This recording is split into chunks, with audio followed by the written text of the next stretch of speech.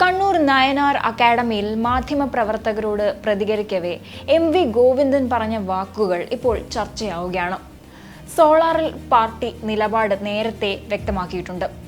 Judicial അന്വേഷണം അന്ന് ആവശ്യപ്പെട്ടപ്പോൾ മുഖ്യമന്ത്രി സമ്മതിക്കുകയായിരുന്നു.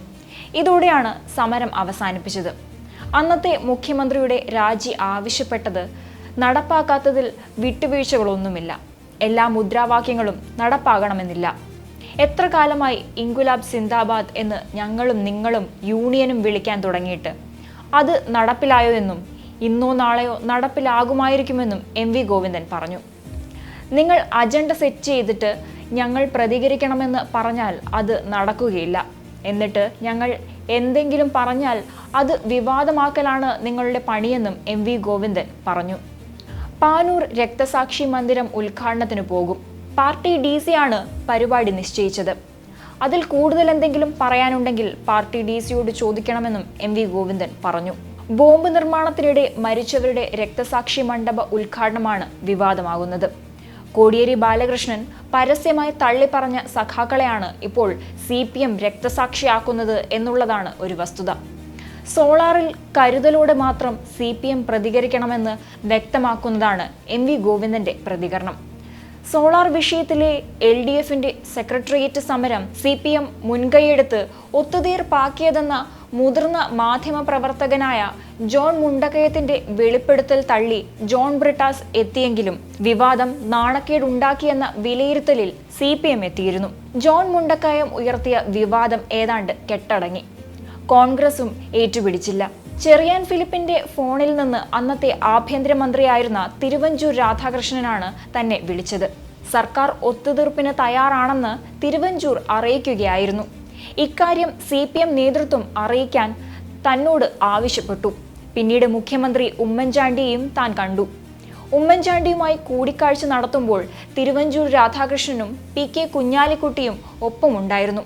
ജോൺ മുണ്ടക്കയം പറയുന്നത് തിരുവഞ്ചൂർ തയ്യാറാക്കിയ തിരക്കഥയാകാമെന്നും ബ്രിട്ടാസ് ആരോപിച്ചു. എന്നാൽ എന്തുകൊണ്ട് ഈ ചർച്ച CPM പുറത്തു പറഞ്ഞില്ലെന്നതാണ് ഉയർന്ന ചോദ്യം. സോളാർ സമരം ഒത്തുതീർപ്പാക്കിയത് ജോൺ ബ്രിട്ടാസ് ഇടപെട്ടാണെന്നായിരുന്നു ജോൺ മുണ്ടക്കയത്തിന്റെ വെളിപ്പെടുത്തൽ. സോളാർ കേസിൽ ജുഡീഷ്യൽ അന്വേഷണം പ്രഖ്യാപിച്ചത് ധാരണ പ്രകാരമാണ്. ജോൺ ബ്രിട്ടാസിനെ ഇടനിലക്കാരനാക്കി CPM ഒത്തുതീർപ്പിന് ശ്രമിച്ചെന്നും ഇത് UDF സർക്കാരും അംഗീകരിക്കുകയായിരുന്നുവെന്നും അദ്ദേഹം വെളിപ്പെടുത്തിയിരുന്നു. ഇതിന് പിന്നാലെയാണ് അത് നിഷേധിച്ച് ജോൺ ബ്രിട്ടാസ് രംഗത്തെത്തിയത്. അതിനു മുൻപ് അന്ന് ആഭ്യന്തരമന്ത്രിയായിരുന്ന തിരുവഞ്ചൂർ രാധാകൃഷ്ണൻ ജോൺ മുണ്ടക്കയത്തിന്റെ വെളിപ്പെടുത്തലിൽ സ്ഥിരീകരണം നടത്തിയിരുന്നു. ഇതോടെ വീണ്ടും സോളാർ കേരള രാഷ്ട്രീയത്തിൽ ഒരു ചർച്ചാ വിഷയമായി. ഏതായാലും ഈ വിഷയത്തിൽ കരുതലോടെ മാത്രമേ CPM പ്രതികരിക്കൂ. ജീവിച്ചിരുന്ന ഒരു CPM നേതാവും ചർച്ചകളിൽ പങ്കെടുത്തുവെന്ന് ജോൺ മുണ്ടക്കയം ആരോപിച്ചിട്ടുണ്ട്. ഇക്കാര്യത്തിൽ CPM പ്രതികരണമൊന്നും നടത്തില്ല. ജോൺ മുണ്ടക്കയം പറഞ്ഞത് ഭാവനയുടെ ഭാഗമാണെന്നും എവിടെ നിന്നുമാണ് ജോണിന് കഥ കിട്ടിയതെന്ന് അറിയില്ലെന്നും ജോൺ ബ്രിട്ടാസ് പരിഹസിച്ചിരുന്നു. തന്നെ തിരുവഞ്ചൂർ ബന്ധപ്പെടുകയായിരുന്നു. പലതവണ അദ്ദേഹം വിളിച്ചു.